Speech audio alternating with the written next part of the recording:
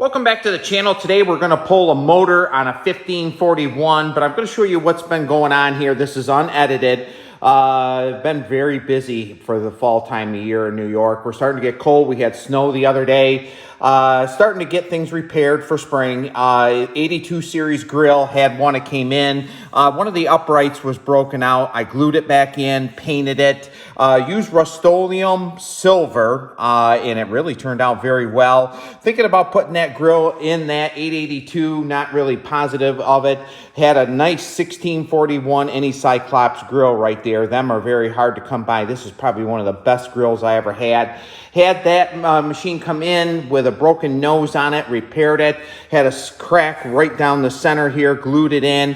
One of the legs was broke right in this area right here, glued that all in, and going to spray paint that. And actually I'm going to spray paint it with a can that's mixed up, and it'll go on just like automotive paint instead of like a rattle can paint. Going to do that in future videos. Going to put this nose piece on that 2182.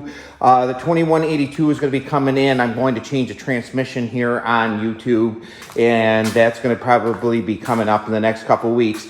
Had this 1541 come in, and the gentleman brought it in who brings me a lot of machines, said it didn't run right. So I took it apart, and it had a bad float in the carburetor, and it started right up. Let it run for about 15 minutes, stalled out. So I started it up again. It ran for just a few more minutes, and it had this rattle noise in it, not like a rod, but almost like a governor issue. Now it's pretty seized up. I'm hoping there's just something in the flywheel area, but if not, I'll just part this motor out because it has a lot of value with a muffler and electric clutch. So I'm going to put you in a stand. We're going to pull it from the right to the left this time. This is an M15 motor, but actually it's an M18. They called them 15 because John Deere had a model was 15 horse, so they just called these M15s. They're exactly the same motors as an M18. So I'm going to put you in a stand, and we're going to get it dismantled. I'll explain it in great detail. First thing we're going to do is take these this external filter assembly.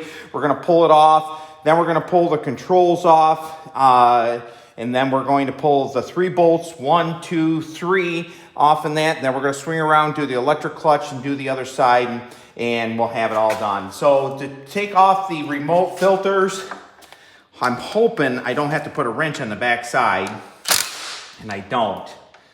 We're going to drop that right off. Now that's already off. Now we're going to take the ground wire off for the battery. And actually, I want to put that bolt back on there. Now, if I can't get this motor to run, I'm going to take this carburetor. I have an 1811 coming in that I have to do a favor for a friend. He says he has a carburetor issue, so not to hold him up, I think I'm just going to take this Walboro carburetor right off, put it right on his machine, because I've already had that one apart and I know it's good. We're going to pull the first bolt off.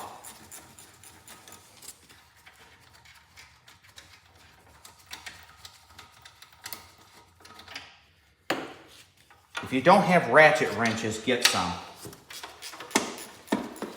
Now, the other day I was pulling some bolts off. Now, this one here is going to be a little bit tougher in the axle area because this has the early Cyclops axle in it. The other day I was pulling one of these bolts off, and they were coming out very hard.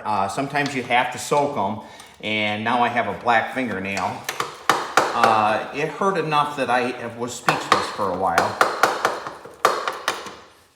I love my job, but some days it's just not as fun as others.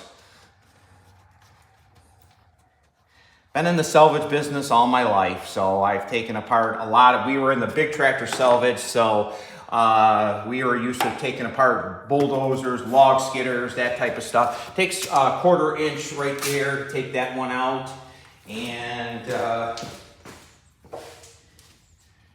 I can't seem to find my 1/4 inch. Let me go to the toolbox and get another one.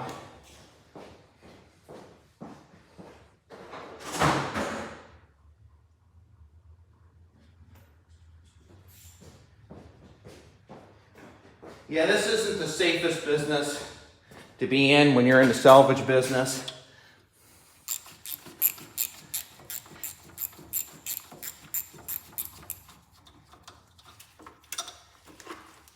Takes a 1/4 inch, like I was saying, to take the controls off. This is going to be a little bit different because the choke comes in on this side right here. I'm going to show you that. It'll make it a little bit easier to dismantle. We're going to unhook the clutch next.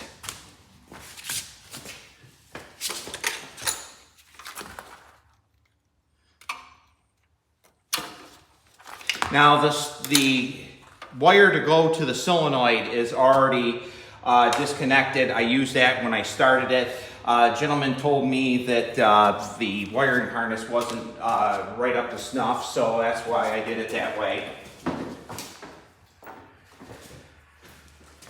We're starting the back again. We're going to take these 3 bolts off right through here. Then we're going to unhook the choke, the fuel, and the wiring right there. One thing I like about the Cyclops, when they run the choke through the back side, they're a lot easier to hook up because you take like a 782, 1811, they swirl around and they go in this area right here, and they're very tough to hook them up, to hook the choke up because of this governor rod right here.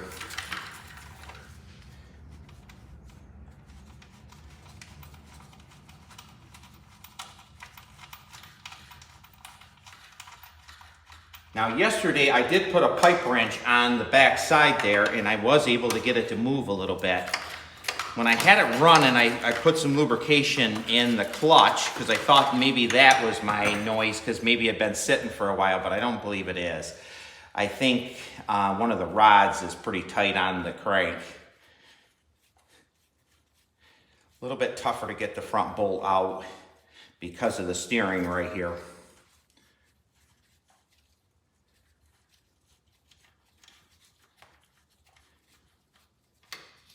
And that one's out.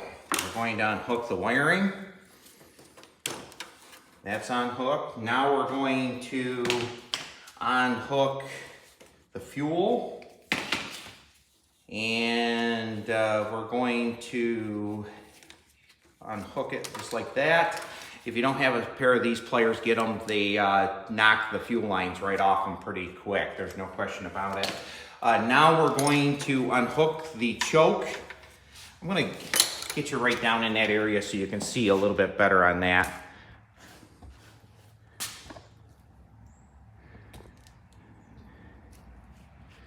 Right there's the choke right there. It takes a 1/4 inch.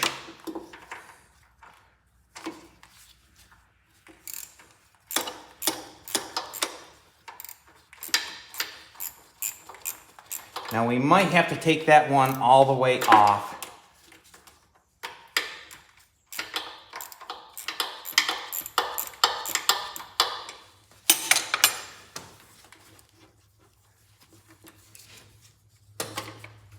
Right there, we're going to unhook it right there.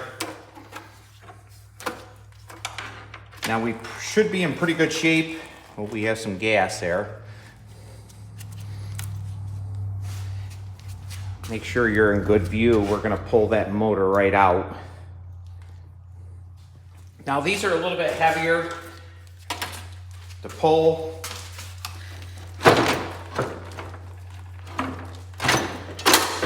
One thing nice about a Cyclops, they pull right out of that area right there.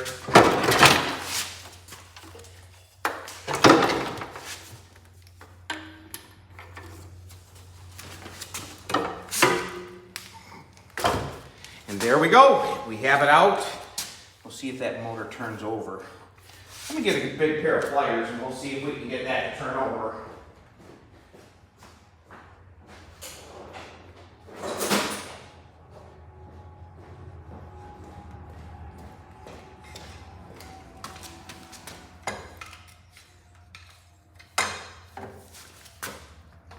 Now she's pretty tight, there's no question about it. So I believe this is going to be a parts motor right here. I appreciate everyone watching. Yesterday had a CH22 Kohler came in, and I'll show you, blew the block right out of it right there.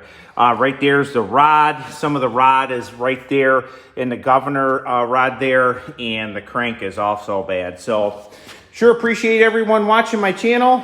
Every day we're going to be dismantling something different, and I appreciate all my subscribers. And if you haven't subscribed yet, please do so, and we'll see you on the next video.